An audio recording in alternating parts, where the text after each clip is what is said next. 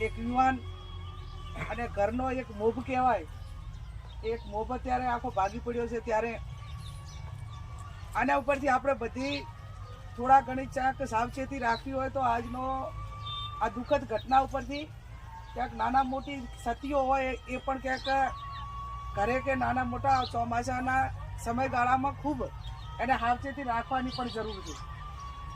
ક્યાંક ખેડૂતો આપણે બધા છીએ એટલે પાકનું રક્ષણ હોય, ઘરમાં વહેલા મોડો કોઈ લાઇટનો કે પ્રશ્ન હોય તો એને સાવચેતીના ભાગરૂપે થોડા ઘણું આમાંથી શીખવાની પણ જરૂર છે.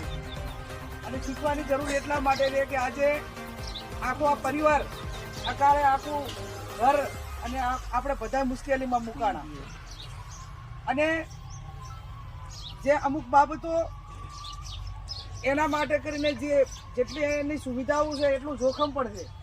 એટલે જોખમવાળાના જે ક્ષેત્રો છે આ લાઇટ કે આના, એને જ્યારે આવી ઘટના પડે ત્યારે આપણે ટેમ્પરરી એનું ઓલું કરીએ છીએ. ઘણા આ વિસ્તારની અંદર ઘણા બધા યુવાનો લાઇટના ખાસ કરીને ચોમાસાની અંદર, કેમ કે ચોમાસાની અંદર એનો અર્થિંગ ડબલ થઈ જાય અને આપણે એનો ખ્યાલ રાખતા નથી. એટલે આ બાબતમાં થોડો ખ્યાલ પણ બધા રાખે. અને ધારો કે આ એક ઓલું થયું તો પછી જે ઘટના પડી જાય ને એ ટાઈમે બધા માથે પડોથી તો બધું થાય એમ. એટલે આવી ઘટના પડે એટલે બધા માથે ના પડો એવી પણ થોડી બધી પરિવારોમાં આમાં થોડું ધ્યાન એ બાબતમાં રાખવાની જરૂર છે. કેમ કે કોઈ બીજું લાઇટ ટોપો કે એવો ખાતો હોય ને આપણે એમાં માથ પડીએ તો બસ બોલે, પણ લાઇટ કે આવવું હોય ત્યારે આપણે અમુકતા જે આવી ઘટના બની હોય અહીંયા બધા જ માથે એને ઓલું કરવા જોઈએ. એટલે જેટલા આડે એટલું બધાનો ભોગ લેવાય. એટલે પથુભાઈ અને એમના બાપા એમના માતૃશ્રીને ભગવાન એમના આત્માને શાંતિ આલે, અને જે મદદ કરવાની કીધી એ પ્રમાણે જ્યાં સરકારમાં મદદ કરવાની થતી છે, જ્યાં ભલામણ કરવાની થતી છે, એ સમગ્ર અમે બધા જ પરિવારની હાથે છીએ.